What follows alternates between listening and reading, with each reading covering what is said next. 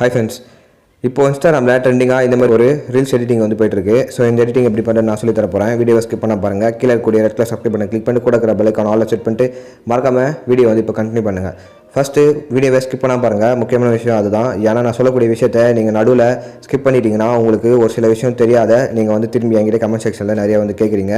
So முடிஞ்ச அளவுக்கு நான் எல்லாருக்கிட்ட சொல்லிட்டு தான் இருக்கேன். ஸோ இந்த வீடியோவில் நான் கன்ஃபார்மாக வந்து ஸ்கிப் பண்ண பாருங்கள். இப்போ எப்படின்னு சொல்லித்தரேன். ஃபஸ்ட்டு உங்ககிட்ட 2 அப்ளிகேஷன் இருக்கணும். டர்போ விபிஎன் அப்படின்ற இந்த அப்ளிகேஷனும் Capcut அப்படின்ற இந்த அப்ளிகேஷன். இந்த 2 அப்ளிகேஷனும் டெலிகிராமில் அப்லோட் பண்ணியிருக்கேன். மறக்காமல் நீங்கள் டெலிகிராம் லிங்க் வந்து கீழே டிஸ்கிரிப்ஷனில் கொடுத்துருக்கேன். கிளிக் பண்ணி நீங்கள் டேரெக்டாக டவுன்லோட் பண்ணிக்கலாம். ஃபஸ்ட்டு டர்போ விபிஎனை ஓப்பன் பண்ணுங்கள். ஓப்பன் பண்ணோன்னா உங்களுக்கு இந்த மாதிரி ஒரு இன்டர்ஃபேஸ் வந்து ஷோ ஆகும். இதில் கீழே கேரட் சிம்பிள் இருக்கும்.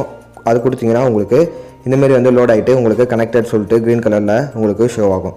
இப்போ எனக்கு வந்து கனெக்ட் ஆகிடுச்சு. ஸோ கனெக்ட் ஆகணுன்னே பேக் வந்துருங்க. பேக் வந்துட்டு நான் உங்களுக்கு கீழே வந்து டெம்ப்ளேட்டோடைய லிங்க் கொடுத்துருப்பேன். Capcut டெம்ப்ளேட்டோட லிங்க் வந்து டிஸ்கிரிப்ஷனில் கொடுத்துருக்கேன். ஸோ அதை வந்து கிளிக் பண்ணிங்கன்னா உங்களுக்கு இந்தமாரி ஒரு பேஜ் வந்து ஓப்பன் ஆகிடும். ஓப்பன் ஆனோடனே இதில் உங்களுக்கு Capcut டெம்ப்ளேட் #2ன்னு இருக்கும். ஸோ அந்த டெம்ப்ளேட் தான் நம்ம வந்து யூஸ் பண்ணோம். இங்கே யூஸ் டெம்ப்ளேட் ஆன் Capcutன்னு இருக்கும். ஸோ இந்த ஆப்ஷனை கிளிக் பண்ணிக்கோங்க.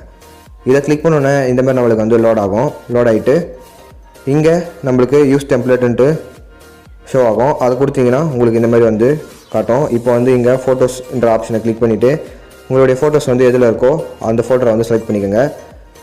நான் வந்து செலக்ட் பண்ணிட்டேன். இப்போ வந்து எனக்கு தேவையான ஃபோட்டோலாம் நான் ஆட் பண்ண போகிறேன்.